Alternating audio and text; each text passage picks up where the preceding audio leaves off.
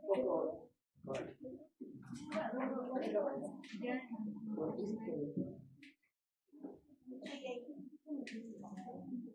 Ahí. Ya, entonces vamos a avanzar la primera hora y luego expone el siguiente grupo, ¿ya? Entonces, miren, a ver, escuchen, silencio, chicos. Ya, el grupo ayer ya tocado un poco de método biológico, ¿no? Un poquito a desarrollar lo que son los AINES, ¿ya?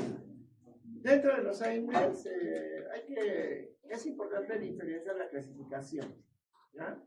Hay varias clasificaciones, ¿no? Por ejemplo, hay AINES no selectivos y hay AINES selectivos, por ejemplo, relacionados a la COX, ¿no? Por ejemplo, hay AINES selectivos, ¿no? Que son selectivos de la COX-2, que son, como ya mencionó el grupo, los COX-CIP, ¿no? Los que venían ¿no? Etc. Y los otros que son los selectivos, que, o sea, que actúan inhibiendo la COX-1 y la COX-2, ¿no? En diferentes porcentajes, ¿no? Recuerden que la COX-1 es la fisiológica, entre comillas, porque es la que está normalmente presente en el cuerpo en situaciones de una persona sana, ¿no? En cambio, cuando hay un proceso patológico, un inflamatorio, una enfermedad, se activa la COX-2, ¿no? Entonces, los AINES no selectivos van a inhibir la COX-1 y la COX-2. Entonces, vamos a ir un poquito acá, nos vamos a adelantar para que entendamos esto, pero acá está bien.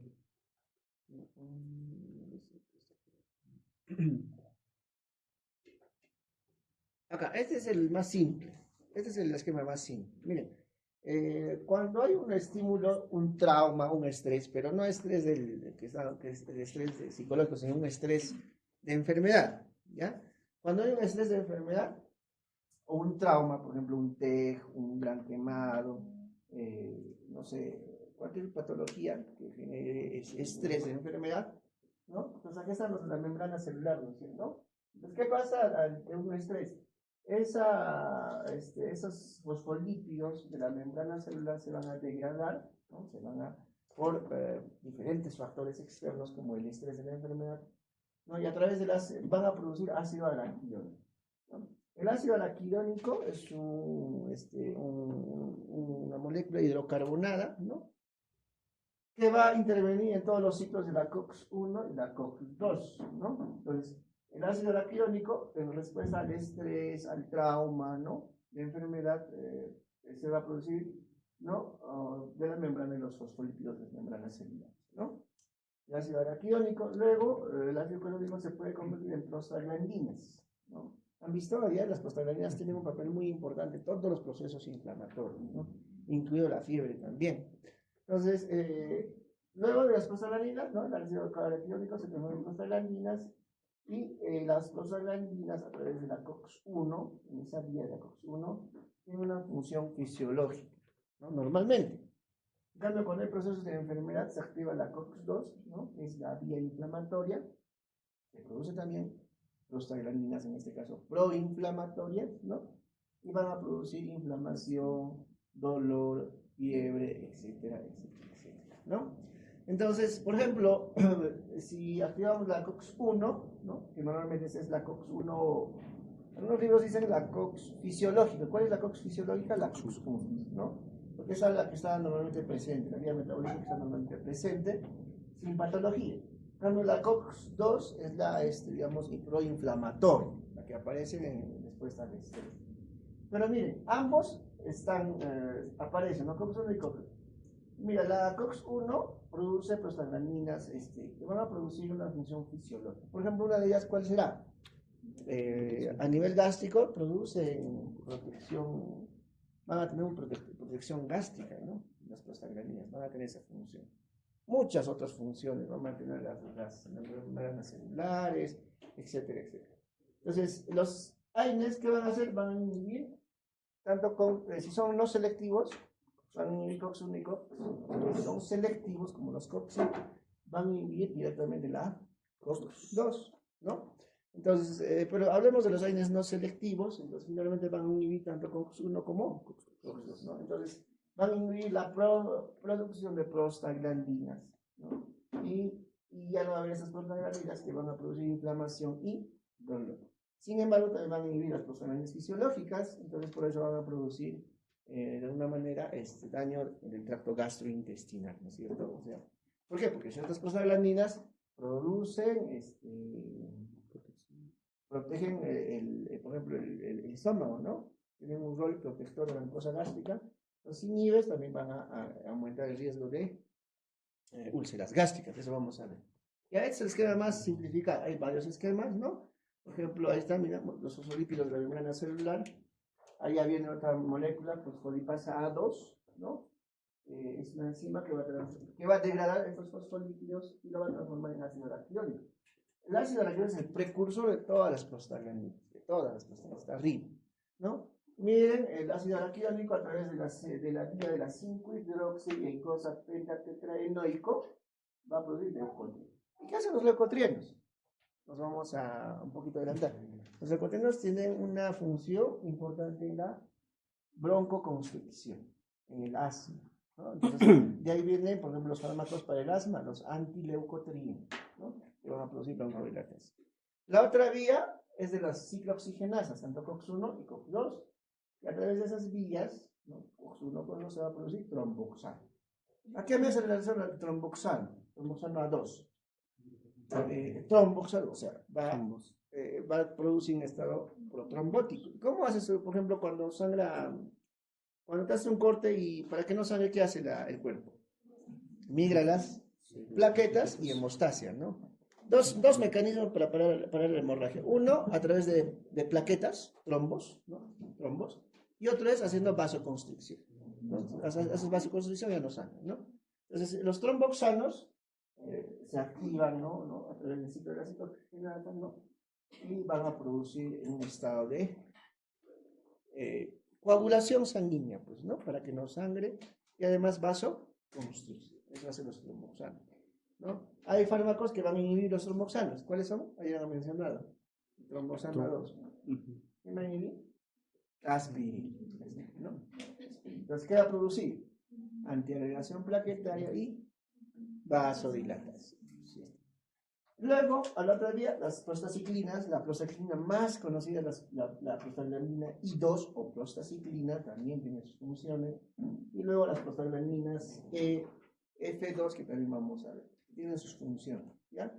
Entonces, puedo inhibir esta vía metabólica de las prostaglandinas E y F1, y F2, perdón. Puedo inhibir la prostaciclina, puedo inhibir los tromboxanos. Incluso, puedo inhibir la fosfolipasa A2 también con otros medicamentos. Y también los AINES, por ejemplo, van a inhibir la COX-1 y la COX-2, ¿ya? Entonces ya nos hemos adelantado un poco. Esto también es importante. Este es el esquema de la tabla de la OMS del dolor. Miren, hay un dolor leve, según la OMS, dolor moderado, dolor grave, ¿no? Entonces hay tres escalas. En el dolor leve, los AINES no están indicados, bueno, se usa como coadyuvantes tal vez, pero para dolores graves, AINES no va bien, ¿no? Porque los antiinflamatorios no esteroideos es más para un dolor tipo un poco más leve a moderado, pero no grave, ¿no? Si es incluso moderado o grave, tienes que subir, ¿no? Habíamos dicho, en la escala está primero los opioides, ¿no? Por ejemplo, el fentanilo. Por debajo del fentanilo, morfina. El fentanilo siempre es más potente incluso que la morfina. Debajo de morfina, otro opioide, tramadol. Y debajo de tramadol está paracetamol. ¿Puede ser sinergismo entre opioide y AINES? Sí, puedes combinar paracetamol más tramadol, ¿no? O puedes agregar también opioide, tramadol más morfina, también, ¿no? O puedes usar fentanilo más tramadol, también. Entonces, miren, en el dolor leve, primer escalón. Puedes usar un no opiáceo. ¿A qué se refiere un no opiáceo? Por ejemplo, puedes usar un fármaco activante, por ejemplo, puedes usar paracetamol, un AINES, ¿cierto? Para un dolor leve. ¿Cuáles son los dolores leves? Los dolores periféricos. En cambio, aquellos dolores viscerales, ¿no? Esos son dolores un poco más intensos, ¿no? Luego vas al segundo escalón, ¿no? Ya no hay, puedes usar un opiáceo débil, por ejemplo, tramadol, ¿ya? Un no opiáceo también, tenemos por ejemplo codeína o un fármaco adyuvante del primer escalón. Se puede combinar tramadol más paracetamol. Mira el tercer escalón, un opiáceo potente. Un opiáceo potente, por ejemplo, fentanilo, ¿no? Fentanilo. ¿No? Un opiáceo, morfina, ¿no? Y puedes usar otro fármaco coadyuvante de las anteriores escalas, por ejemplo, tramadol o, no, perdón, paracetamol, ¿no? Para hacer sinergia. Entonces, los aires en general están más para unos dolores un poco periféricos, no tan intensos, ¿no? ¿Ya? Comparado con los opioides que sí están usados para dolores más graves, más intensos, ¿no? Incluso la morfina, ¿no? Hay parches de morfina o de buprenorfina en pacientes oncológicos también, ¿no? La codeína se usa para el dolor, también en los oncológicos. En neumología se usa la codeína para como antitusígeno, ¿no? Antitusígeno para los pacientes que tienen hemoptisis por tuberculosis, ¿no? Tosen y hacen hemoptisis, ¿no? ¿Ya? Entonces, miren, un poco de historia. Felix Hoffmann en 1897, ¿no? A través de la compañía de Bayer todavía, sintetiza el ácido acetil salicílico. ¿Que hoy en día cómo se llama? Aspirina. La aspirina. El primer AINE fue el ácido acetil por Bayer, ¿ya? Este ácido salicílico, bueno, en 1899, ¿no? Bueno, se deriva de del sauce, de las hojas del sauce, pues se llama aspirina, ¿no? Entonces, bueno, es un poco de historia nada más, ¿no? Luego van sintetizando, ¿no? El medicamento. Y bueno, la aspirina pues ha sido ampliamente usada, ¿no? ¿Te dolía algo? Aspirina, ¿no? ¿Tenías fiebre? Aspirina, para todo era aspirina. Solo que empezó a tener efectos colaterales como sangrados gastrointestinales, etcétera, y ha sido desplazada pues en analgesia y antipiresia con el paracetamol. Pero ella se sigue usando harto la aspirina, ¿ya? Ahí está en 1827 ¿no? La salicilina, y en 1877 ya se usaba el salicilato sódico, ¿no? Ahí está Bayer, ¿no? Bayer, ahí está Hoffmann. Bueno, lo descubrió a través para aliviar los dolores articulares ¿cómo se llama estos? Los cristianos, podemos decir, de esa época, ¿no? El Papa o los obispos de esa época, porque tenían bastantes dolores articulares, ¿no? Y Hoffmann, incluso dice la historia que su papá, pues, uno de sus familias, no su papá, ¿no? Uno de sus familias fue arzobispo, entonces, para aliviar los dolores articulares, de alguna manera intentó usar esto, y luego finalmente se sintetizó a través de Bayer la aspirina, ¿no? Entonces, el uso fue inicialmente para dolores articulares, ¿ya? Miren, hay diferentes clasificaciones, ¿no? De los AINES. Este es bastante didáctico. Yo quisiera que más o menos con esta clasificación trabajemos, ¿no? Este es del MIRIC, ¿no? Hay otra clasificación acá, ¿no? Por ejemplo, en función a su estructura química, ¿no?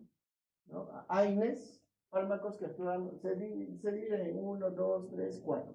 Fármacos que actúan sobre los derivados del ácido araquidónico, ¿no? ¿Quiénes hemos visto de los derivados del ácido araquidónico? Toda esa filosofía de medicamentos que hemos mencionado, ¿no? Por ejemplo, inhiben ciclooxigenasa. ¿Quiénes serán? Los AINES, ¿no? Tanto uno como dos o solo, ¿no?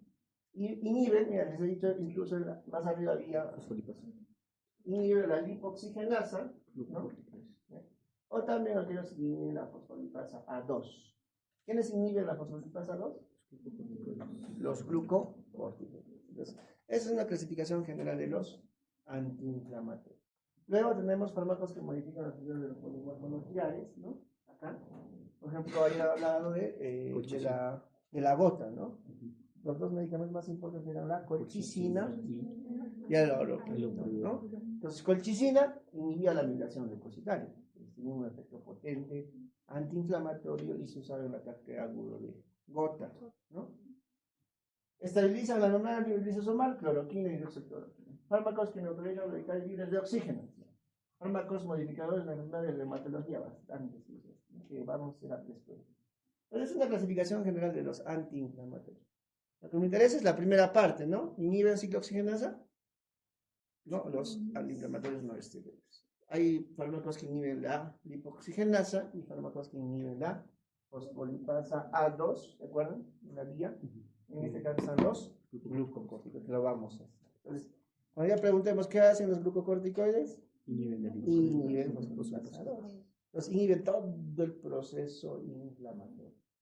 Van a inhibir la producción de prostaglandinas, van a inhibir todo, y va a tener efectos a nivel de electrolitos, de los vasos sanguíneos, de los metabolitos, va a tener efectos a nivel de la cicatrización de heridas, etcétera, etcétera, ¿no?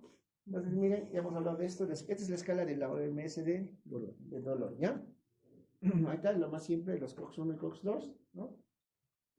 Ahí está, ¿no? ¿Se acuerdan? Que fosfolipasa A2, ¿no?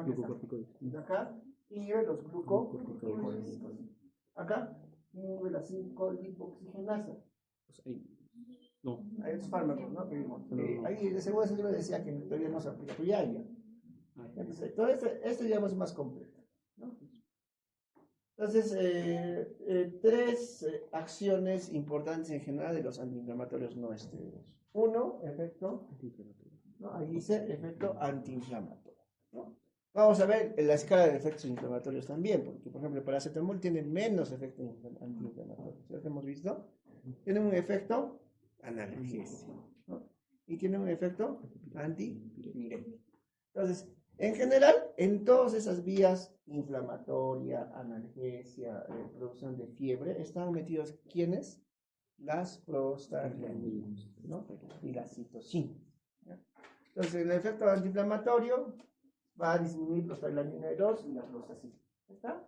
Efecto analgésico, ¿no? Por ejemplo, va a inhibir la producción de estos mediadores nociceptivos, ¿se acuerdan? La bradicinina y la 5-hidroxivitamina, que, bueno, no es una clase de fisiología, ¿no? Pero que estas dos moléculas son como neurotransmisores, ¿no? Que van a actuar a nivel de las terminaciones nerviosas del dolor, ¿no? Y efecto antipirético, ¿no? ¿Qué interleuquina está asociada a la fiebre? Interleuquina 1, ¿no? Que libera prostaglandinas en el hipotálamo. Recuerden, el hipotálamo es el mediador de la temperatura, ¿no? Entonces tiene tres efectos importantes: efecto antiinflamatorio, antipirético y analgésico. Ya está. Ahí está la otra clasificación ya más específicamente de los AINES, ¿no? Arriba no ponen ácidos y otros, ¿no? Dentro de los ácidos, ¿quién está? El ácido salicílico. En este caso está la aspirina, ¿ya? Miran los ácidos enólicos, ¿no? De esto tienen que recordar bastante el metamizol. Bastante usado. Harto usado. Metamizol para el dolor y para la fiebre. ¿Qué es el metamizol? Es un ácido enólico tipo pirafol, ¿ya? Después tenemos los oxicams, que ya han hablado, ¿no? Los oxicams, ¿no? Meloxicam, tenoxicam, piroxicam. Tiene bastantes efectos colaterales, poco se está usando, ¿no? Ahí está. Entonces, dentro de los ácidos enólicos tenemos las pirafolonas, el representativo es el metamizol. Recuerden, metamizol, bastante usado. Después, los oxicams, ¿no? Todos los que tienen oxicams. Y luego tenemos los ácidos acéticos, ¿no? Este también es importante. El dol acético, la indometacina, ¿no? Que ya también está dejando de usar. Y el aril acético, acá tenemos ketorolaco y diclofenaco. Esos dos son los más usados, diclofenaco y ketorolaco, que tienen mayor potencia que el paracetamol en cuanto a efecto analgésico, ¿ya? Derivados del ácido propiónico también son importantes, harto usados, seguramente han usado: ibuprofeno, naproxeno, ketoprofeno. Los fenamatos, ¿no? Que también hay imagino que se usa en las dismenorreas de las mujeres. El ácido mefenámico, ¿no? Es un ¿ya? Entonces, mire, si yo les pregunto qué es el ketorolaco, es un ácido acético, ¿no? ¿Qué es el metamizol? Ese es un examen. Ácido fenólico. Es una tipo pirafol. ¿Es un AINE o no es un AINE? Es un AINE, ¿ya? Ketoprofeno, ibuprofeno, naproxeno que usan bastante, derivados del ácido propio, ¿ya? Y otros le ponen, por eso este es que otros, se los excluyen al paracetamol, ¿no? O sea, otros le ponen los paraminofenoles, ¿a quién? Paracetamol, por su poco efecto antiinflamatorio.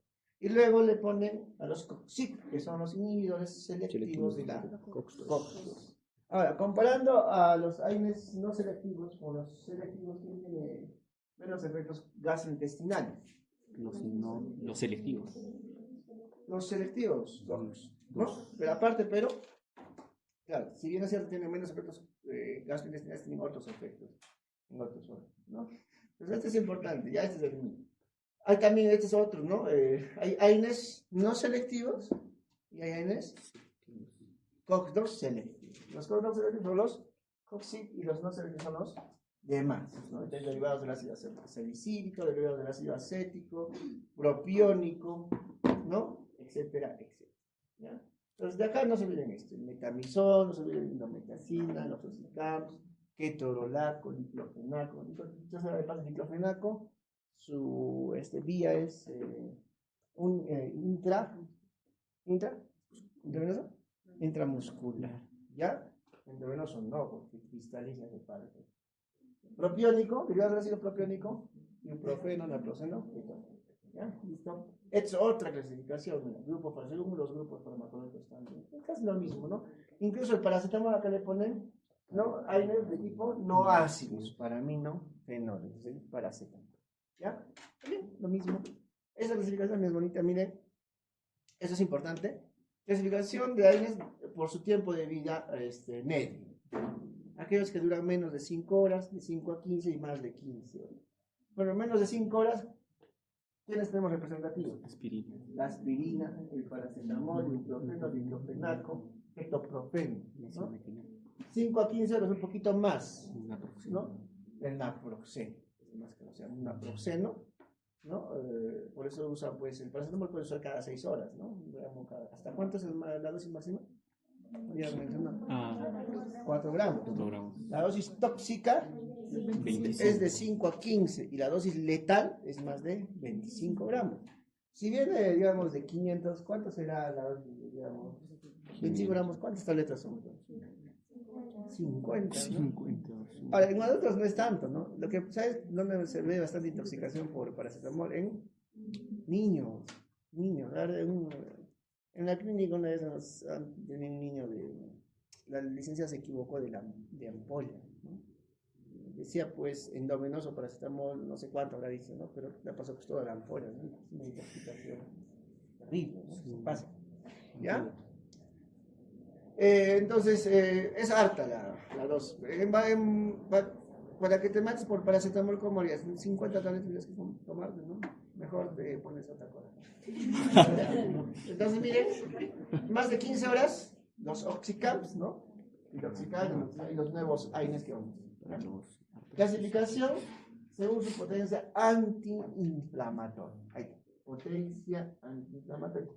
¿Quién tiene poca potencia antiinflamatoria? Paracetamol. ¿Ya? Potencia analgésica antiinflamatoria moderada.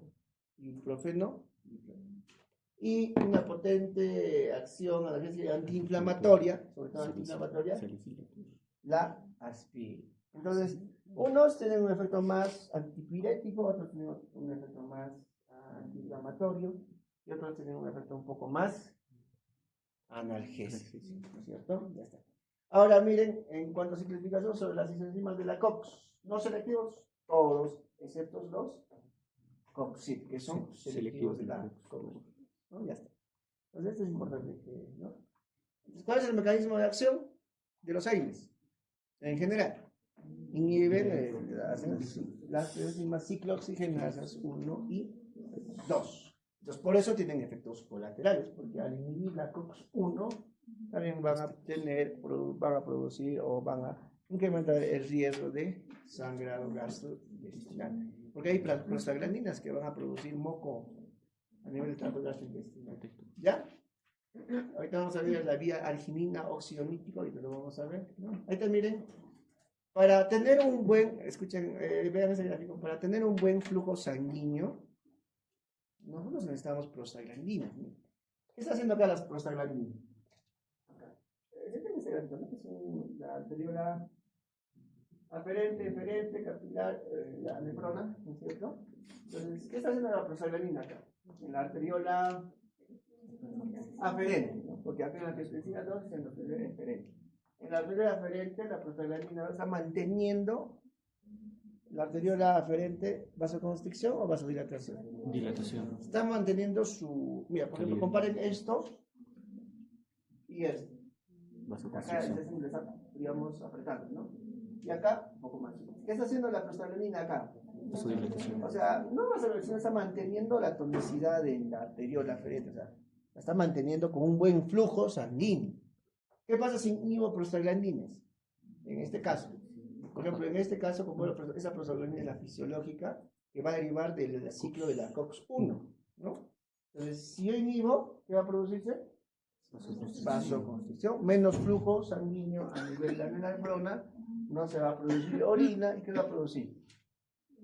Nefrotoxicidad, ¿no? Si es nefrotoxicidad, entonces, ¿quiénes van a producir nefrotoxicidad? Al inhibir la COX-1 y la COX. ¿Por qué? Porque la vía de la COX-1 va a producir prostaglandinas que van a mantener el flujo sanguíneo o el flujo sanguíneo de las nefronas a nivel renal. Es un efecto colateral de los AINES, nefrotoxicidad. Por ejemplo, el nefrólogo viene a evitar nefrotóxicos, pone evitar el contraste, la presión anti, después de la toma de contraste, evitar AINES, evitar aminoglucósidos, etcétera, etcétera. ¿No? Entonces, cuando bloqueas la prostaglandina, hace vasoconstricción, menos flujo en las nefronas, ¿no? Menos flujo en las nefronas, y pues el paciente puede producir, vas a incrementar su riesgo o vas a aumentar el riesgo de deterioro renal. Si este paciente, por ejemplo, está en estadio 3 o 2, no está en diálisis todavía, sino está en día 2, si le das a Inés, vas a pues ya chicotear su riñón más de lo que ya está, ¿no? Entonces, bueno, ¿ya? ¿Qué más? Esto es lo mismo, eso es lo mismo. Las membranas de los fosfolípidos se van a degradar por un estrés o trauma de enfermedad.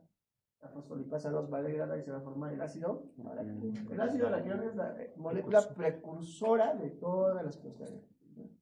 Se va a activar si la oxigenasa 1 y 2 van a producir prostaglandinas, ¿no? Aquí están la D2, la E2, la F2, la I2 que vamos a ver a cada uno de los tromboxanos, ¿no? Entonces, cada vía metabólica, o sea, se lo dice en biología, ¿no? Todo proceso metabólico se puede inhibir, ¿no? Todo proceso, si se conoce, se puede inhibir, por eso existen los fármacos, ¿no? Solo que, digamos, para producir una molécula hay varias, pues, vías metabólicas, ¿no? Es, por ejemplo, como para hipertensión arterial. ¿Cómo se produce la presión arterial? O sea, hipertensión arterial tiene varias vías, ¿no? Inhibes cada una, ¿no? Un IECA, un beta bloqueador, un ARA2, etc., ¿no? Mientras más vías se sepa, pues tratar la enfermedad, ¿no? Es lo mismo, ¿no? Lo mismo ácido araquidónico, COX-1, COX-2, prostaglandinoides, prostaglandinas, tromboxanos. Miren la función de la COX-1, protege mucosa gástrica. Pues, si yo lo inhibo, voy a aumentar el riesgo de sangrado, ¿no? Mantiene el flujo renal, ¿no? ¿Cierto? Entonces, si inhibo, voy a de alguna manera producir nefrotoxicidad. Claro, en nosotros no, pero, digamos, aparentemente sanos, ¿no? Pero la mayoría es aparentemente sano. Pero imagínense un paciente que tenga pues estadio 3, ¿no? Estadio 2 de falla renal crónica, ¿no? Que tenga una enfermedad, una diabetes, un lúpulo, una vasculitis, etcétera, etcétera. Pues vamos a producir más, ¿no? Más toxicidad. Y mantiene la función plaquetaria normal. Entonces son básicamente las funciones de la COX-1, ¿no? Si yo inhibo eso, pues voy a inhibir todo, ¿no? Voy a producir incluso sangre. Miren, por este lado el ácido araquidónico, a través de la lipoxigenasa, ¿qué se produce? Con L, ambos con L, leucotrieno. Los leucotrienos son importantes en la fisiopatología del asma, ¿no? Que van a producir bronco. Por eso hay fármacos antileucotrienos, ¿no? Por ejemplo, los Lucats, Lucats, Montelukast, que también vamos a hacer, ¿ya? Pero si sigue la vía, los leucotrienos van a ser también proinflamatorios, ¿no? Van a aumentar el moco, la secreción del moco a nivel del bronquio, etcétera, etcétera. ¿Qué eres? 42. 42 amigos, ¿no? Esta gráfica también es importante, miren. Han medido después, escuchen, después de dar a los pacientes, a cierto tipo de pacientes, los AINES han medido su concentración en el plasma sanguíneo. ¿Ya? Miren cómo se concentran los que están por debajo de la línea, ¿ya? Estos tienen un mayor efecto sobre la coca. Por debajo de la línea, por encima de la línea, perdón, son los que tienen menos efectos en la COS. Dos. Ya no hay que entenderlo bien, está en inglés, ¿no? Porque sabe inglés ya lo van a entender. Entonces, han medido los pacientes, les han dado los AINES y han medido su concentración en el plasma sanguíneo. Entonces vamos a ver las diferencias. Entonces, no todos actúan, miren, hay una dispersión, ¿no? Unos actúan en COX-1, COX-2, otros más en COX-2 que nosotros. Unos casi, miren, por ejemplo, casi este es casi 50%, ¿no? En COX-1 y COX-2. Entonces, hay una diferencia, ¿no? Bueno, digamos, es lo mismo, no más de lo mismo estas vías. Miren, reducción de la tasa de filtración, lo que les mencioné, ¿no? La nefrotoxicidad. Digamos, si tú tienes una tasa de filtración basal, digamos, un paciente 60, 70, han combinado ibuprofeno o indometacinandado, ¿cómo ha bajado la tasa de filtración? Hasta 40, ya está haciendo, digamos, cierto grado de falla. Y si el paciente pues tiene ya vasculitis, lupus, etcétera, pues vas a condenarlo a tener a mayor progresión de la falla renal, ¿no? Listo. Ahí está el dolor visceral versus, o central versus periférico. ¿Cuál es más fuerte? El central es intenso, terrible. No se pasa con un paracetamolcito nomás, ¿no? Hay que usar opioides, fentanilo, morfina, tramadolcito, ¿no? Entonces miren, por ejemplo, los AINES puedes usar para artralgias, cefaleas, mialgias, dolores moderados, leves, ¿cierto? Pero si ya son severos, viscerales, dolores viscerales, intensos, ¿no? Severos, evidentemente vas a usar opioides, tramadol, por ejemplo. Fentanilo ya se usa un poco más especializado, ¿no? No van a tener fentanilo a disposición. Tramadol. O pueden combinar tramadol más paracetamol. Ya no hay problema. ¿Por qué? Porque el opioide es otro mecanismo de acción, ¿no? El de los AINES es otro mecanismo de acción diferente. Ya, entonces, lo malo que los opioides, ¿no? ¿Qué van a producir? Un poco de dependencia. Fentanilo, por ejemplo, los que no escuchan noticias todavía, ¿no? Fentanilo lo usan en Estados Unidos, ya no es la cocaína, ya no es la cocaína, fentanilo, ¿no? Y en Estados Unidos el fentanilo es una historia bien interesante, como hay ¿cómo le llaman en Estados Unidos? Así como los que hacen cocaína, los que pisan, son los laboratorios, los cocineros de fentanilo, los chefs de fentanilo, porque hacen fentanilo, ¿no? Y el más consumido en Estados Unidos no es el endovenoso, es el oral, ellos tienen en tabletas. ¿Ya? Pero hoy en día ya están entrando pues estas ampollas de por vía endovenosa que lo ponen por vía subcutánea, ¿no? Y tiene pues un efecto de delirio, dependencia, sueño, tolerancia, etc. Y eso les gusta, ¿no? ¿Han oído de las ciudades zombies en Estados Unidos? Filadelfia, ¿no? Sí. ¿No? Por el fentanilo, ¿no? Es un problema de salud pública, ¿ya? Entonces, eso produce los opioides. En cambio, los AINES no producen eso, ¿no? Tienen un efecto antitérmico, antiinflamatorio, antiadrenal, ¿no? Pero, de preferencia, el dolor es intenso, es más de origen central, ¿no? Por ejemplo, un dolor de origen central, ¿cuál sería? Compresión de raíces. No, central. Compresión de una raíz nerviosa, por ejemplo, ¿no? O un tumor cerebral. ¿Han visto alguna vez el dolor de un paciente con tumor cerebral? Sí, por desplazamiento de ¿no? Entonces, opioides, ¿no? Y dolores periféricos, un poco leves a moderados, ¿no? Entonces, AINES. Pues. O combinar también tramadol más para hacer lo que es una combinación bien común, ¿ya? Ahí también toda la vía molecular de la producción del dolor. Esta vía es lo que hay que recordar, ¿no? Miren, estas prostaglandinas, ¿no? Prostaglandinas a través de la adenilciclasa, ¿no? Inducen liberación de óxido nítrico. El óxido nítrico, ¿no? Va a producir liberación del GNP cíclico. Y el GMP cíclico va a deprimir los nociceptores. Lo contrario, el AMP cíclico, ¿qué significa AMP cíclico? Adenosín monofosfato, ¿no es cierto? Va a sensibilizar y a tener los nociceptores. A esa vía también algunos años van a actuar, ¿no? Por ejemplo, ¿cómo harías para que, si el GMP cíclico deprime los nociceptores, qué harías? ¿Qué fármaco usarías? A nivel de óxido nítrico. ¿Que inhiba óxido o que aumente óxido nítrico? O sea, si inhibo óxido nítrico, ya no tengo GMP cíclico, ya no deprimo los nociceptores, ¿no? Entonces voy a tener buena cantidad de nociceptores. ¿Les voy a tener dolor o no? Claro, si inhibe. Pues bien, el GMP cíclico deprime los nociceptores, o sea, los nociceptores es el resultado del dolor, pues.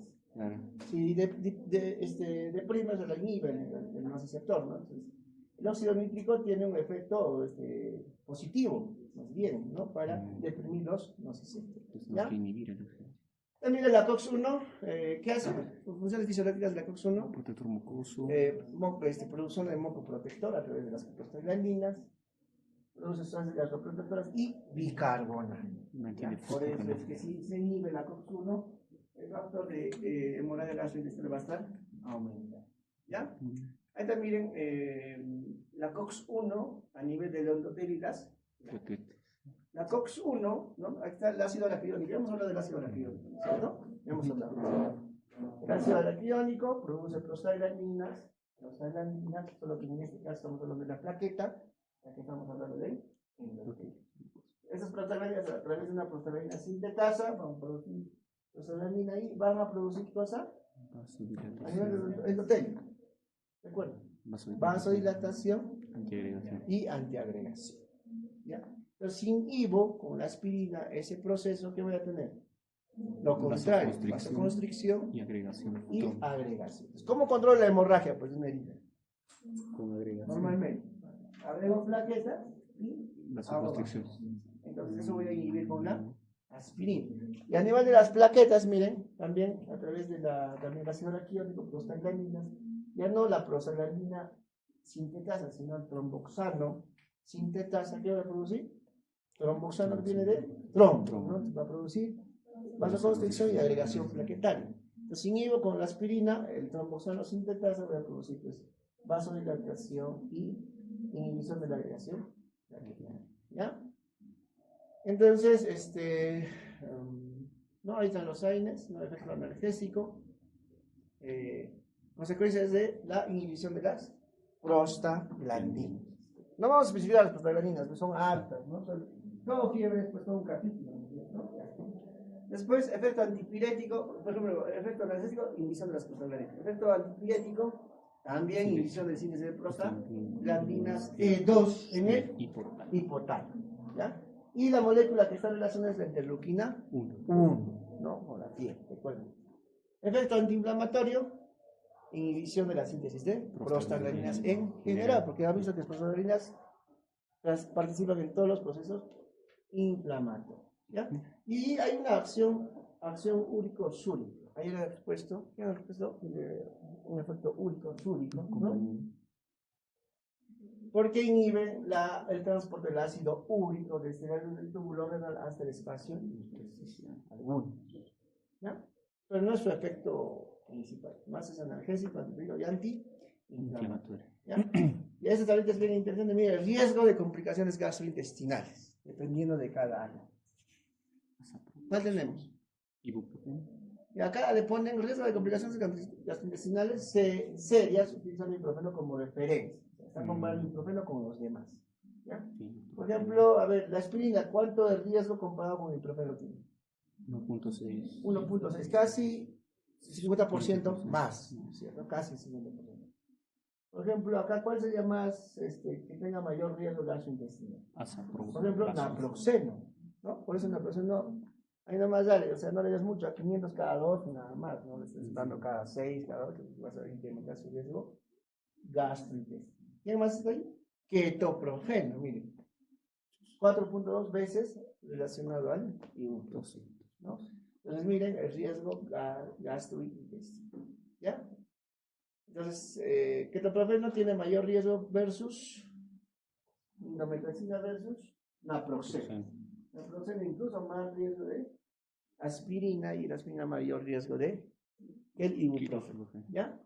Ahí está. Y la prevención de complicaciones de hemorragia gastrointestinal quiere el tratamiento en niveles de evidencia. Miren. ¿Quién está? El omeprazol, ¿no? Inhibidor de bomba de protones. Entonces, por eso es que a veces cuando un paciente dan mucho tiempo AINES, a la par tiene que recibir su inhibidor de bomba de protones. También se usa el misoprostol. ¿Qué es el misoprostol? Es una prostaglandina también, ¿no? Solo que el misoprostol tiene una aplicación ginecológica, ¿no? Antes, bastante usaba el misoprostol para protección gástrica, ¿no? Porque recuerden que el misoprostol es una prostaglandina, pero que está actuando a nivel de la COX-1. Nos va a producir un efecto de moco gástrico, mayor moco gástrico, va a tener un efecto protector gástrico, ¿no? Entonces, se usaba, ¿no? Solo que ya pues tenías que preguntar a la persona que estaba en posibilidades de embarazo, porque es esa misma prostaglandina a nivel del tracto ginecológico, ¿no? de la mujer va a ser abortivo, esa misma prostaglandina. Entonces, el misoprostol pues no se usa, está contraindicado en el embarazo, a menos que quieras que aborte, pues, ¿no? ¿Ya? Entonces se usaba como protector gástrico, como prevención de complicaciones gastrointestinales. ¿Ya? Entonces ambos, omeprazol y misoprostol. El omeprazol es hoy en día más, ¿ya? Miren, este también índice, también analgésico antipirético. Índice de relación analgésica antipirética. Si hay relación analgésica antipirética más de uno, esa relación, ¿quién es mayor? El analgésico versus, bueno, antiinflamatorio. Acá dice antiinflamatorio, no es defensa mal, no es antipirético, es antiinflamatorio. Entonces, si la relación es más de uno, ¿quién es mayor? Analgésico. En el efecto analgésico. Si es menos de uno, antiinflamatorio. Digamos, yo pongo un efecto analgésico 40, un efecto antiinflamatorio 10. 40 entre 10, 4. Si la relación es más de 1, entonces el efecto analgésico es mayor que el efecto antiinflamatorio, ¿no? Entonces miren, ¿quiénes tienen lo contrario? ¿Quiénes tienen mayor efecto antiinflamatorio versus analgésico? Los de abajo, ¿no es cierto? Por ejemplo, la aspirina, ¿no? Tiene un efecto más antiinflamatorio. Diclofenaco también, ¿no? Pero casi llega a 1, ¿no? Casi tiene la misma relación entre analgesia y antiinflamatorio. Ya esto vamos a corregir. Naproxeno más una potencia analgésica, ¿no? Naproxeno, va bien. ¿No? Naproxeno para el dolor, naproxeno bien, ¿ya? Porque no le pasa con paracetamol, le puedes dar naproxeno, ¿ya? Ibuprofeno, también ketoprofeno, bastante analgésico, ¿no? Absorción, donde se absorben los AINES, ¿no? La mayoría son por vía oral. El paracetamol hay vía oral y vía endovenosa. El diclofenaco hay intramuscular, o sea, que no va a poder endovenoso, también hemos visto endovenoso, ¿ya? Y también el metamizol antipirético, ya es por vía endovenosa, y también hay metamizol por vía oral. Y el metamizol lo puedes usar la misma ampolla por vía intramuscular o también por vía endovenosa, ¿ya? Y el metamizol tiene una consistencia oleosa. Entonces tienen que pasarlo despacio. Si lo van a pasar por vía endovenosa, tienen que diluir, ¿no? Metamizol, ¿no? En otros países ya está prohibido el metamizol, por si acaso, ¿ya? Porque mucho efecto colateral tiene. Muchas alergias, hacen RAM, hacen paro, shock, pero se sigue usando, ¿no? Anemia, pancitopenia producen los niños el metamizol, anemia aplásica también, ¿ya? Entonces, pero en general la mayoría son por vía oral, ¿no? Se unen a proteínas, buena cantidad se unen a proteínas, ¿no? Por lo que tiene bastante afinidad por las proteínas, tienen ese potencial de desplazar a otros fármacos, ¿no? Si tú usas otros fármacos, los AINES de alguna manera van a disminuir su efecto. Y la eliminación es renal. ¿Son nefrotóxicos? En general, digamos sí, ¿ya? Sí, porque disminuyen el flujo sanguíneo renal a nivel de la arteriola Aferente, aferente. Ahí está. Entonces, dosis, ya no hablamos de dosis. Mira, la aspirina viene de 100, viene de 300, viene de 500. ¿No? Por ejemplo, por una cefalea da pues de 500, un mito, ¿no? Pero el uso más común de la aspirina es para protección cardiovascular. Y las dosis usuales, 100 miligramos cada dosis usual. Diclofenaco viene de 75 miligramos, ¿no? Me olvidaba, el diclofenaco viene por vía intramuscular y también por vía oral también. Si no más recuerdo es el Dolmix también que tiene diclofenaco. Entonces, 75 vía intramuscular. No se diluye, por si acaso, no van a diluir el diclofenaco. ¿Ya? Recuerden, anoten, no diluir y dar por vía intramuscular. No dar por vía endovenosa. Cuidado, ¿ya? Cuidado que den vía endovenosa al diclofenaco, el paciente va a hacer paro delante de ustedes, ¿ya? Ketorolaco viene generalmente en tabletas de 30 mililitros. Ketorolaquito, ¿ya? Puedes dar una tableta cada 8, cada 12 o cada 24. Ibuprofeno, ¿de cuánto viene? Bastante usado ¿en qué? En pacientes pediátricos. Bastante usado viene en jarabe, ¿no? En tabletitas de 200 miligramos, de 400 miligramos, ¿no? Pueden dar 400 cada 8, cada 6 horas, etcétera, etcétera. ¿Ya? Eso ya es, digamos, más temas de pediatría, por ejemplo, si quieres dar en naproxeno, ¿de cuánto viene? De 500 miligramos en general. Hay también de 250, pero en general viene de 500 y por una tableta cada 12 horas. Ahí están las dosis, ahí están los intervalos, etc. ¿Ya? Los coxib, ¿en qué situación se usa los coxib? Cuando no toleran los demás aires. Lo malo es que tienen otros efectos sobre otros órganos, coxib. Pero más se usa para dolores articulares, los coxib, en reumatología. ¿Ya? Heterocoxib. ¿Qué son los coxib? Inhibidores selectivos de la coxib. ¿Ya? Aspirina, miren la dosis antiplaquetaria. Miren. ¿Cuánto es? 40-80 miligramos por día, como antiplaquetario, ¿no? Dolor, fiebre, miren, hasta 650 miligramos, ¿no? 4 a 6 horas, fiebre reumática, etc. Paracetamol, miren, dosis máxima, ¿cuánto? ¿En adultos? En adultos estamos hablando. 4.000 miligramos, o sea, 4 gramos puedes tomar paracetamol. O sea, el paciente que no le vas a dar una tableta cada 8 de 500, dale un gramo cada 8, ¿no? Un gramo cada 8, ¿cuánto sería un gramo cada 8? 3 gramos, ¿no? Va a tener buen efecto. No le des tampoco 5 días, 7 días, dale 3 días, ¿no? Un gramo cada 8. ¿Ya? Porque a veces realmente a los pacientes se les da 500 y es muy óptimo, no, o sea, no les va a calmar. Y si quieren, digamos, ¿por qué viene el paciente, por ejemplo, de emergencia? ¿Por qué saturan una emergencia? El dolor. Tú calmas el dolor, el paciente se va y regresa. ¿Ya? Entonces, también tienen que saber qué dolor calmar, ¿no? ¿Qué dolor calmar? Si es un dolor de apendicitis, primero cerciórate de que no es una apendicitis, ¿no? Porque si no le das, lo encubres y va avanzando el dolor, la peritonitis hasta que va a haber un punto que ya no va, el efecto analgésico va a parar y pues va a evitar el dolor, ¿no? Entonces, o sea, lo malo de usar los opioides, por ejemplo, fentanilo o morfina, lo malo es que encubres el dolor si no tienes un diagnóstico claro, ¿no? Si ya tienes un diagnóstico claro, ya tienes una tomografía, que hay peritonitis, no le vas a dejar al paciente pues con dolor, ¿no? Si ya sabes el diagnóstico que tiene peritonitis. El problema es cuando no tienes diagnóstico. Entonces tengan cuidado en eso, ¿no? Por ejemplo, antes se estilaba, decía pues que si viene una apendicitis, no des analgésico, ¿no? Hoy en día ya es lo contrario, más bien hay que dar, ¿no? Pero hay que hacer un diagnóstico, ¿no? Una tomografía, una ecografía. Si ya es apendicitis, normal, hay que dar un analgésico, no hay problema, porque no va a estar pues con dolor, ¿no? ¿Ya? Listo, entonces paracetamol hasta 4 gramos. Dosis tóxica 5 a 15 y dosis letal más de 20. En realidad es bastante, ¿no?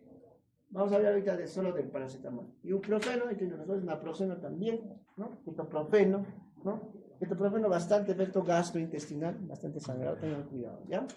Diclofenaco, miren, 50 miligramos 3 veces por día o 75 miligramos 2 veces al día. Eso van a usar bastante en su serum ¿Qué van a tener? Van a tener todos los AINES, ¿no? Paracetamol, ibuprofeno, van a tener diclofenaco, ketorolaco, tramadol, también van a tener que, bueno, en este caso es un opioide, ¿no?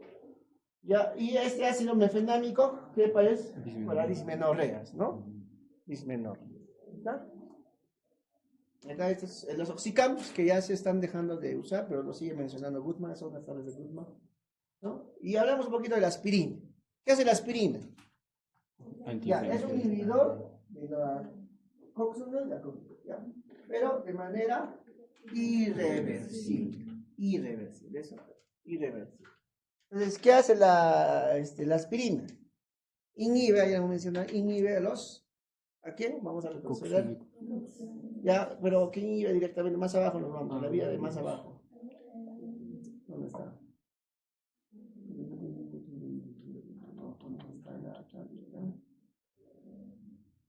Acá. Tromboxano. ¿A quién inhibe? A los al tromboxano A2. Entonces, ¿qué va a tener? ¿Qué efecto va a tener si va a inhibir al tromboxano A2? Antiagregante. Antiagregante. ¿Qué va a producir? Vasodilatación. Para que se recuerde, tromboxano viene de trombo. Entonces, ¿qué va a producir? ¿Cómo causas hemostasis? Produciendo vasoconstricción y agregación plaquetaria. Entonces, el tromboxano, si lo univo con la aspirina, voy a producir vasodilatación y antiagregación plaquetaria. Ya, entonces, la aspirina, ahí está el estudio, ¿dónde está? Estamos pasando, ya terminé. La aspirina no inhibe los tromboxanos A2, produce inhibición de la agregación plaquetaria. Este es el estudio, ¿ya? Este es el estudio HISI, bien famoso, en cardiología, el estudio HISI, donde demostró el beneficio de la aspirina junto a los fibrinolíticos, ¿no? En el tratamiento del infarto agudo de miocardio. Entonces, miren cuántos pacientes, ¿no? ¿Cómo estudian, no? Los digo, 17.127 pacientes, ¿no? Acá no se puede hacer este tipo de estudio porque ni siquiera quieren tomar los pacientes. Hay 17.000, ¿no? Los estudios que hacen en Estados Unidos experimentales, los pacientes se prestan para que se estudie, para que se firman, sobre todo los oncológicos. 17.187 pacientes con infarto agudo de miocardio. Miren, los cuales recibieron aspirina o estreptokinasa o la combinación de ambos. O sea, o ambos les dieron tanto aspirina más estreptokinasa, ¿no? Y el otro grupo fue ninguno de los dos. ¿Ya? Ninguno de los dos. Miren, los que recibieron solo aspirina tuvieron una reducción de la mortalidad de 23%. Es alto. Reduce mortalidad en 23%. Para un paciente que tiene antecedentes de infarto agudo de miocardio. En años de vida es pues eso, 2 años, ¿no? 2 años de vida. ¿Ya? Y la combinación, ¿no? La combinación de ambos, tanto estreptokinasa más aspirina, ¿cuánto redujo? 42, o sea, casi el 50% en la mortalidad. ¿Ya? Entonces es importante, por eso les dan pues a los pacientes con infarto o antes del infarto, les dan aspirina. También a los pacientes con DCB, disfunción cerebrovascular, tanto isquémica como hemorrágica. ¿Ya? Entonces, ya hemos hablado del mecanismo de acción, vamos a hablar. Contraindicaciones, ¿qué serían? Por ejemplo, pacientes con úlcera gástrica, ¿no? Hemorragia gastrointestinal, ¿no? Otro, pacientes que tengan una condición o riesgo alto de sangrar, donde el riesgo supere el beneficio, porque hay veces el beneficio supera el riesgo y no hay, pues tenemos que dar, pues no tenemos de otra, porque si disminuye la mortalidad del 50% o 23% un paciente con antecedente IMA y además tiene riesgo de sangrado, hay que darle nomás, pues no, porque finalmente el beneficio supera su riesgo. Entonces, eso es un poco más complejo. Hay toda una guía clínica de uso de aspirina en paciente con IMA, ¿no? De 300 páginas.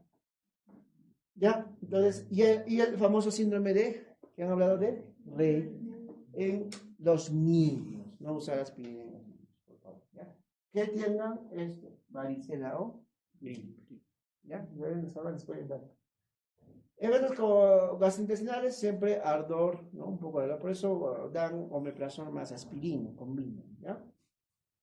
Puede haber reacciones de hipersensibilidad, ¿no? Y reacciones hematológicas que producirá pues, la aspirina a nivel de la sangre. Trombocitopenia. Claro. Trombocitopenia. ¿Ya? Este es el estudio, ¿no? Hablamos del paracetamol, el San-Paracetamol, ¿no? ¿Qué haríamos sin el paracetamol, no? ¿Qué efecto tiene? Más analgésico y antiinflamatorio. Muy poco antiinflamatorio. Entonces, por eso dice, es ineficaz como antiinflamatorio, ¿no? ¿Y para qué dolor? De leve a moderado.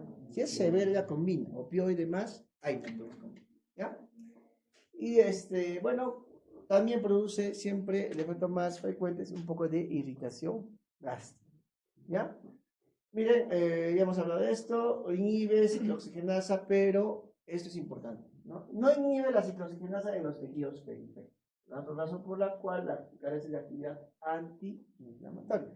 Recuerden que la COX-1 y COX-2 están en todo el cuerpo, ¿no? En la vía central, en la vía periférica. Una concentración máxima de 30 a 60 minutos, tiempo de vida media 2 horas, una proteína del 25%. Miren, aproximadamente una cuarta parte de la dosis experimenta en el hígado un metabolismo de primer paso. ¿Eh? Vamos a ver eso. Miren, la intoxicación por acetaminofén. ¿Paracetamol o acetaminofén? Sí, bueno. Lo mismo, ¿no? El acetaminofén, y bueno, es el nombre más genérico. Por ejemplo, en Estados Unidos no conocen paracetamol. ¿Conocen? Acetaminofén. Ya, acetaminofén. Ahora, la diferencia, no sé si alguna vez les he comentado. ¿El de marca versus el de no marca es igual o es lo mismo? ¿Qué creen ustedes? ¿Qué creen? Juego paracetamol hecho por los gringos versus paracetamol hecho en Perú. Bueno, Es lo mismo. en realidad sí hay cierta diferencia. Porque hay todo, claro, el principio activo, la fórmula, o sea, la molécula es la misma. Pero el problema es cómo lo hacen, ¿no? Cómo lo hacen sus controles de calidad. Entonces, sí hay un poco de diferencia, ¿no? Por ejemplo, yo le di un paracetamol norteamericano a un paciente y sí me hizo el efecto, ¿no? Y con el otro paciente que tomaba no le hacía efecto, ¿no? Entonces ya hay alguna diferencia, uno ve en la práctica, ¿ya? Miren, el acetaminofén, el metabolismo hepático, 60% se conjuga con el ácido glucurónico, 30%, 35% con el ácido sulfúrico y 3% conjuga con cisteína. Producto de todo este metabolismo, ¿no? Una parte de este acetaminofén del paracetamol se hidroxila con las citocromos P450 y va a producir este metabolito que es, según el examen, NAPQI. N-acetilpe-benzoquinina, ¿no? El NAPQI es el metabolito tóxico del paracetamol y es el responsable de producir ese efecto de daño hepático fulminante, siempre y cuando la dosis sea alta, ¿no? Entonces, ¿qué produce? Necrosis hepática, ¿no? Es más, este NAPQI, o sea, producto de la degradación del metabolismo del paracetamol, se produce ¿qué? Una parte, el NAPQI, que es el tóxico. Pero ese NAPQI, como es tóxico, no se queda en el torrente sanguíneo, se degrada, ¿no? Se conjuga con glutatión y otros grupos para finalmente excretarse por la orina, ¿ya? Entonces, ese NAPQI no se queda no se queda pues, en el torrente sanguíneo, se degrada, ¿no? A través del glutatión y otras moléculas para poderla excretar. Pero algunas personas tienen déficit de este glutatión, ¿no? Algunas enfermedades, ¿no? Déficit de glutatión, entonces no van a poder eliminar el NAPQI, que es tóxico, ¿no? Entonces va a producir hepatotoxicidad. Esto es del up to date, miren, se los resumo, solo para que ustedes, digamos, si es que saben inglés, ya pues, digan todo.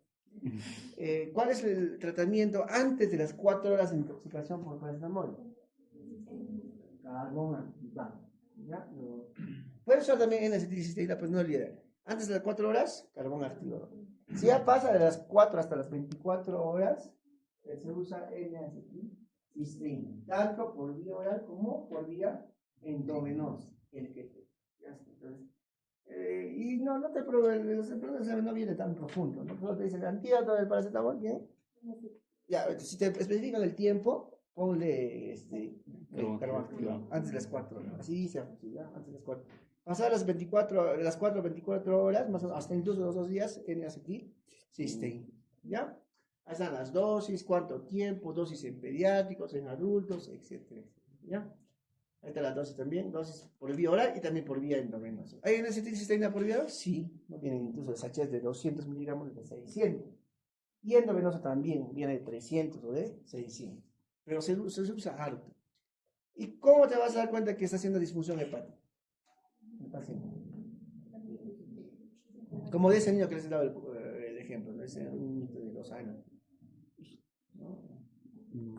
Empezó de pronto a hacerse histérico, ¿no? Daño. Entonces tienes que pedir perfil hepático, TGO, TGP, fosfatas alcalinas, bilinas fetales fraccionadas, proteínas totales, albúmina. ¿Qué más hay?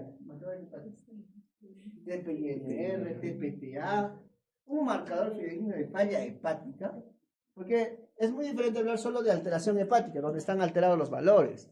Y otra cosa es hablar de falla hepática. Falla hepática ya es un INR más de 2 a 3, ¿no?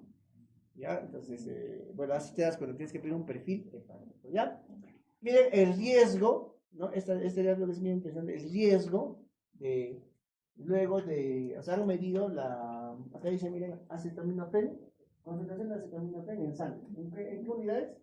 Microgramos por mililitro. Tras la ingestión de esa dosis tóxica o letal del paracetamol, miden, ¿no? En el tiempo se mide la concentración, hasta cuánto llega. Miren, de ese gráfico hay que rescatar eso, ¿no? Mientras menos tiempo se tenga, ¿qué pasa? Digamos, yo me he intoxicado con paracetamol, ¿no? Pues me miden a las 4 horas. Lo más probable es que salga bastante elevado mi concentración de paracetamol en el plasma. Pero si ha pasado 24 horas, ¿la concentración baja o aumenta? Baja, ¿no es cierto? O sea, digamos, baja. Pero el riesgo sigue siendo casi el mismo. ¿Por qué? Porque miren, digamos, si a las 24 horas yo tengo 6 microgramos por mililitro de paracetamol en mi plasma sanguíneo, estoy acá, digamos. Si ya tengo 7, tengo el mismo riesgo como si yo me hubiera tomado en las primeras 4 horas, ¿no? ¿Se entienden? O sea, el riesgo no cambia, ¿no? El riesgo no cambia hasta las 24 horas. O sea, así digamos haya disminuido la concentración de acetaminofén a las 24 horas en el plasma sanguíneo, el riesgo sigue siendo casi el mismo, ¿no? De hepatotoxicidad o de falla hepática. ¿Ya? Entonces se tengan en cuenta. Porque claro, si yo me intoxico y me toman me dosifico la concentración de paracetamol en las primeras 4 horas, va a salir alto, ¿no?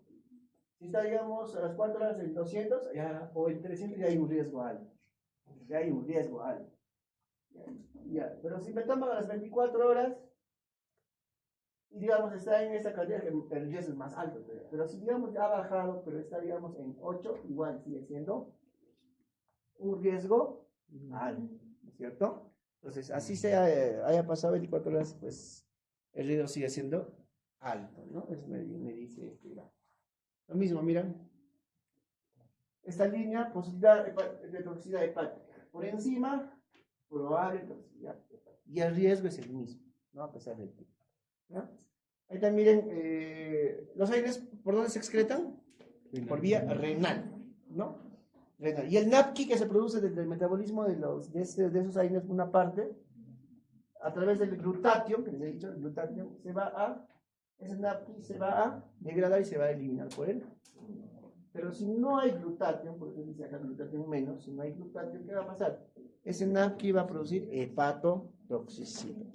¿Ya? Entonces, ese NAPQI ha sido pregunta de este tema. Miren en una biopsia de hígado cómo se necrosa, ¿no? Hay una necrosis de las células, ¿no?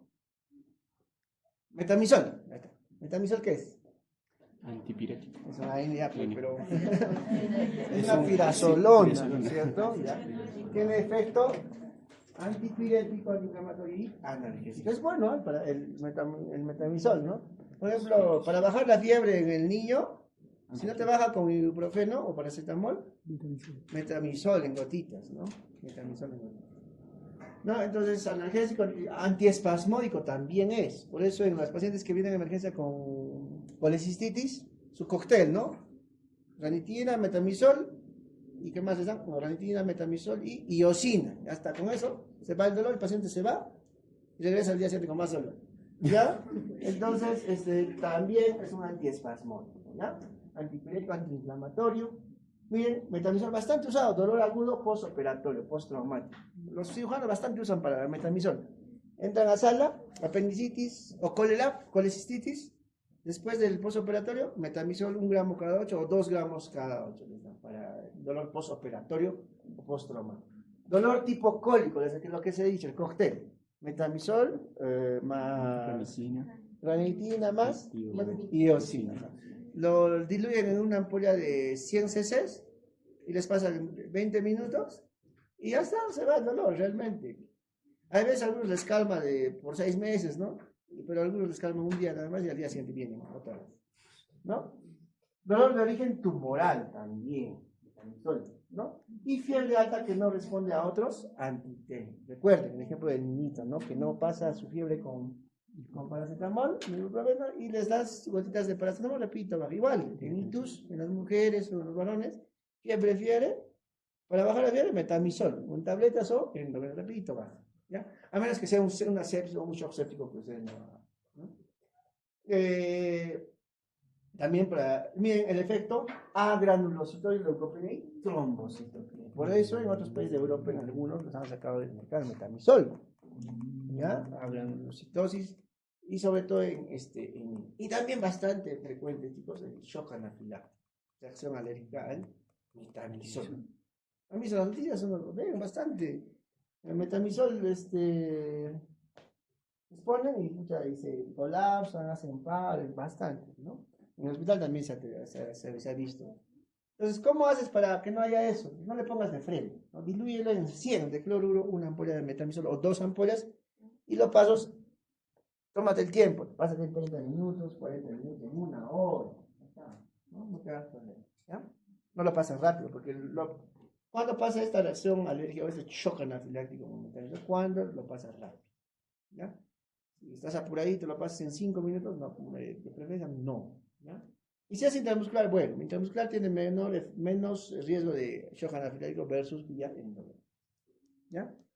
Vía oral, menos riesgo todavía. Ibuprofeno, ¿qué es? Es un derivado del ácido propiónico, ¿no? Ya está, bueno, ya hemos hablado, en general son casi las mismas, los mismos efectos. Miren, eso es importante, se une bastante a las proteínas, 99% se une a las proteínas. Por eso es que desplaza el efecto de otros fármacos. Entonces hay que tener cuidado con otros fármacos cuando se usa el ibuprofeno, ¿ya? En general, las indicaciones de efectos de los AINES. Miren, analgesia, mayor poder analgésico, metamisol, ibuprofeno, ketorolaco, ketorolaco. Mayor rapidez analgésica, también ibuprofeno, metamisol, paracetamol. Mayor poder antiinflamatorio, indometacina, diclofenaco.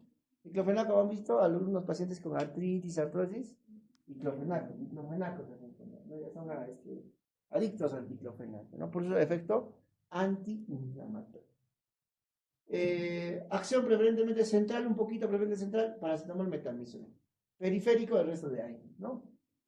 Y riesgo de gastrolesividad que hemos visto, ¿no? Es un resumen. Aquí está la aspirina, ¿no? Bastante usado, ya no se usa para cefalear.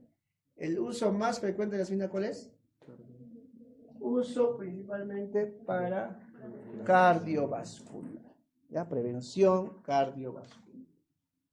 Celecoxib o los coxib se usa bastante en artritis, problemas de artritis, reumatoide, etc. Diclofenaco tiene muchas aplicaciones, ¿ya?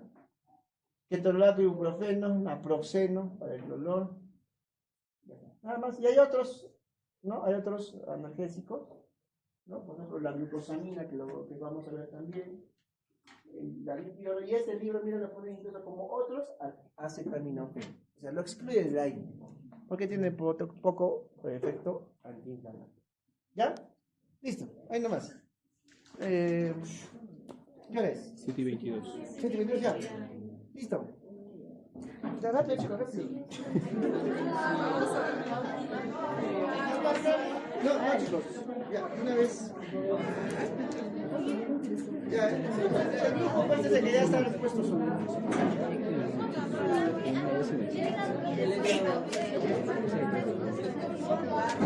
No, descanso.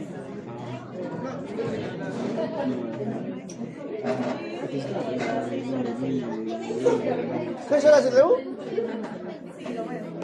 Cuando salgan van a tener guardias de 24 horas, van a tener hijos, van a hacer su maestría, su especialidad.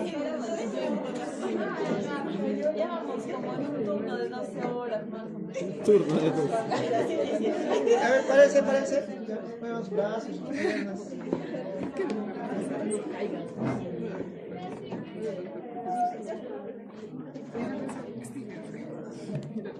Estírate.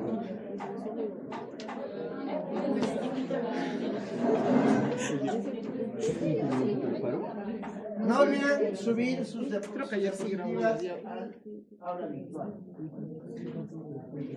No olviden, ahí está, subir, ya está. Examina Brasil y sus antagonistas.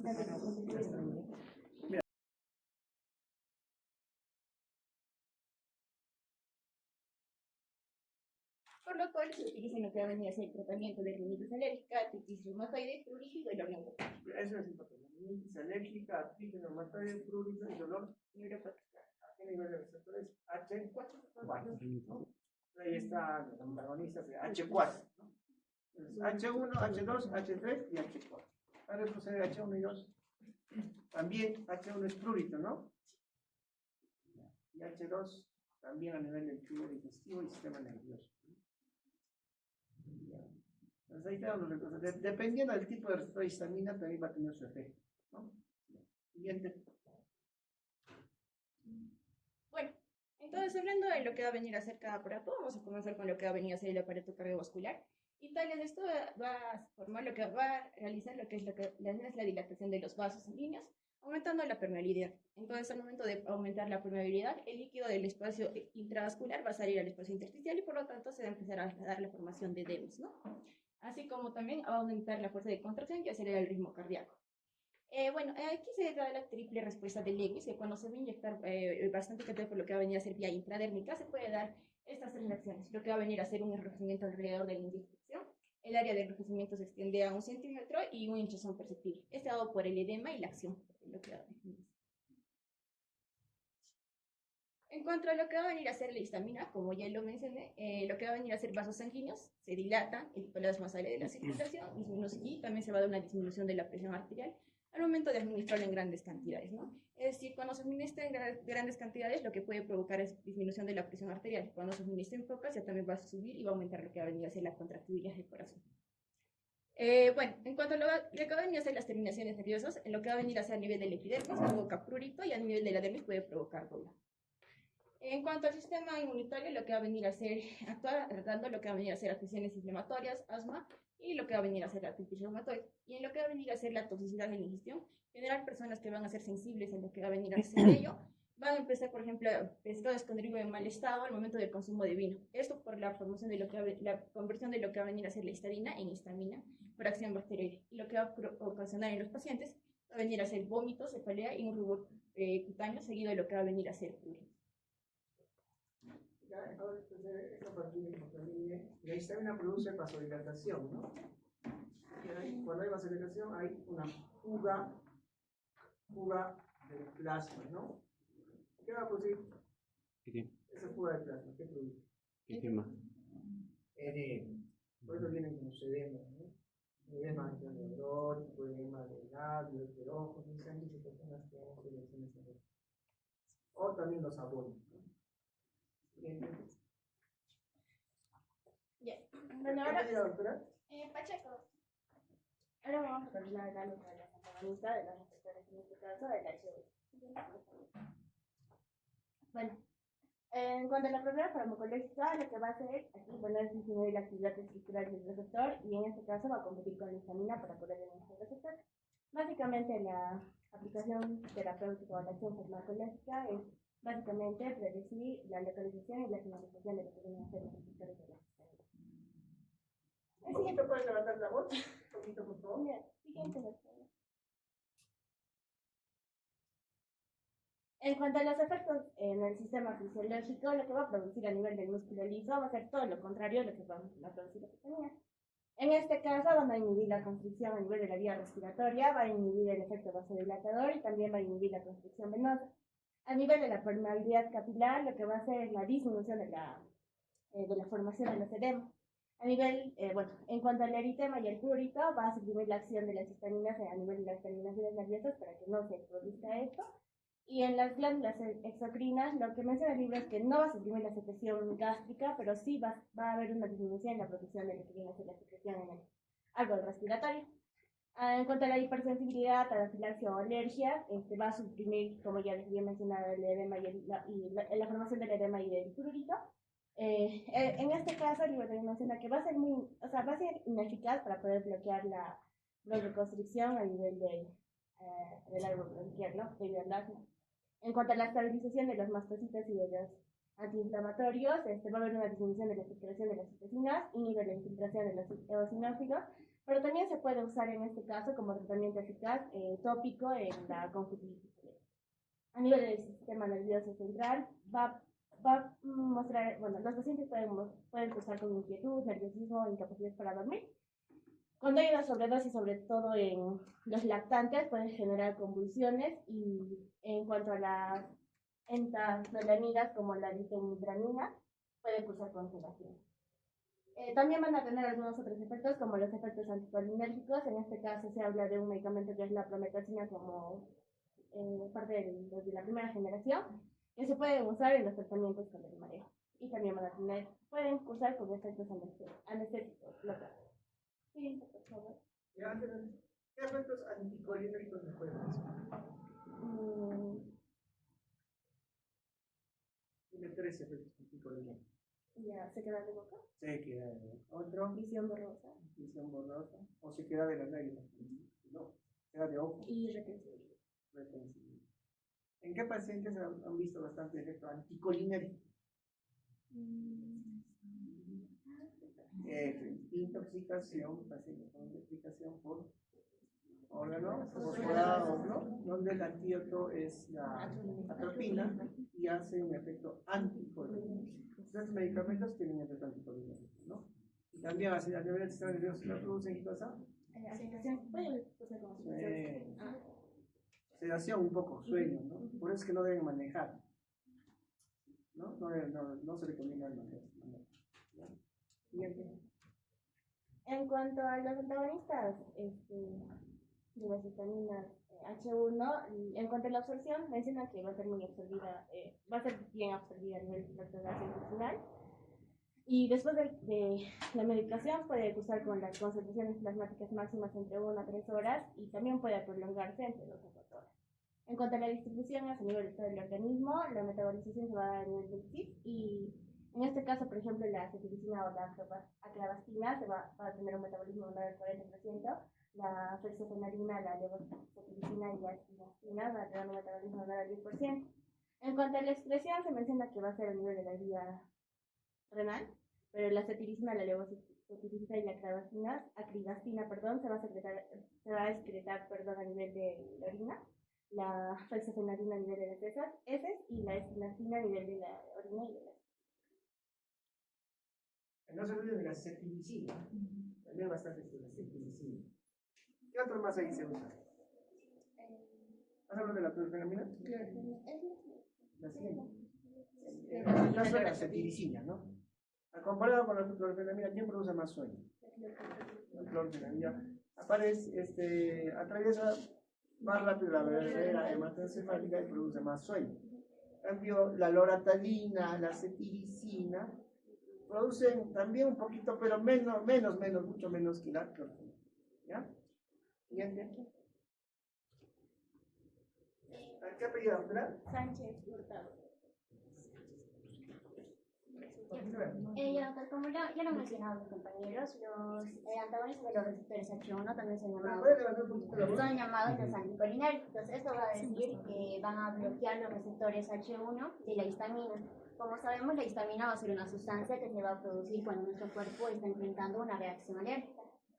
Dentro del libro lo que vimos es que los usos terapéuticos principalmente se van a clasificar en 3 lo que son las enfermedades alérgicas, en resfriados comunes, pero también en mareo, vértigo y sedación.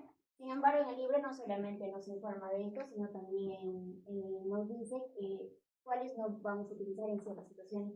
Por ejemplo, en caso de las alergias agudas, nos indica que se podría utilizar la rinitis, para el urticaria y para la conjuntivitis.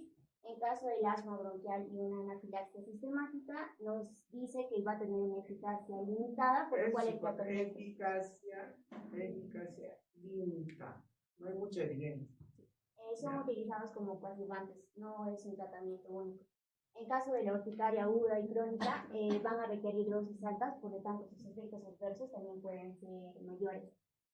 También alivian el prurito, por lo que se utiliza en dermatitis atópica, para picadura de insectos y para la hiedra venenosa.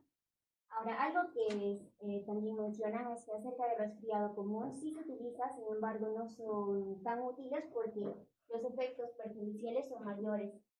Sí va a disminuir la rinitis, pero va a ocasionar un efecto secante. Por eso cuando se toman antihistamínicos, ¿no? Dejas de tener esa rinitis así molestosa, ¿no? Pero un poco de sueño, ¿no? En cuanto al mareo, vértigo y sedación, acá nos habla acerca de medicamentos específicos. Ya, eso, por favor. El más eficaz para prevenir y tratar el mareo es la escopolamina.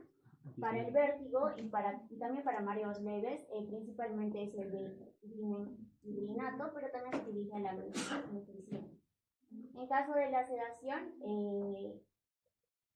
para el mareo y para el vértigo se utiliza la prometacina, pero un efecto adverso es que va a generar la sedación. Para prevenir efectos secundarios, extrapiramidales y antipsicóticos se utiliza lo que es la difenhidramina. Y para hipnóticos o ansiolíticos leves también se utiliza lo que es la difenhidramina y la hidroxicina. Bueno, a ver, antes de eso de sedación, a ver qué dice, para el mareo, vértigo y sedación. Mareos, escopolamina, vértigo, dimidinato. ¿Qué es el dimidinato? Por todo lo que es. Es un antagonista de los receptores H. ¿Qué produce el dimidinato? ¿Como efecto colateral? Sedación. Bastante. Cuando vean ustedes que ponen dimidinato, a los 10 minutos ese paciente ya se está durmiendo. ¿Ya? Sí. ¿Para qué se usa el dimidinato además de para el vértigo?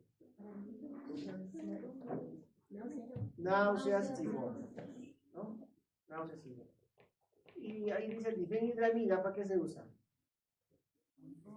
Para revertir los efectos secundarios extrapiramidales ocasionados por los antipsicóticos. Ya. Ay, pero produce sedación, la difenhidramina. También todos producen sedación. Ya, entonces, ahí recuerden la difenhidramina y el dimidinato, ¿no? Que son antagonistas de los receptores H1 y producen sedación. El dimidinato se usa bastante, vienen ampollas de 50 mililitros, digamos, pulsar cada 8 o cada 2. Siguiente. Los efectos adversos. Bueno, de estos ya los hemos ido mencionando. ¿Cuál es el más común? ¿Qué dice? Sedación. Sedación. En sí producen casi todo, doctor, pero el más representativo es la clorfenidramina. Bueno, lo más resaltante de esa diapositiva en sí está en el trabajo, porque en el libro nos especifica que debemos de tener cuidado en pacientes mayores, niños y en bebés. En cuanto a los pacientes mayores, nos dice que se prefieren utilizar los antihistamínicos de segunda generación, que les vamos a explicar en el siguiente cuadro porque hay de primera y de segunda generación. ¿Por qué? Porque van a producir efectos de sedación y también efectos epidemiológicos. En cuanto a los niños, se prefiere utilizar los de primera generación. No, se evita los de primera generación porque afectan el aprendizaje, por lo que se utilizan los de segunda generación, pero en dosis adecuadas. ¿Por qué? Porque van a tener efectos graves e incluso muertes asociadas. Es por eso que la FDA no recomienda el uso de estos en menores de 2 años y también indica que se deben de reetiquetar estos medicamentos, ¿no? Para que los padres no los puedan consumir.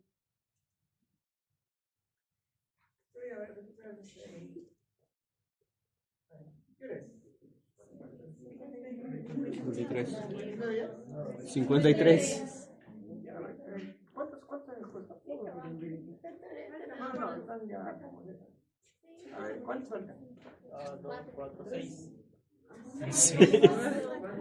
6. Pero ya estos son temas cortitos.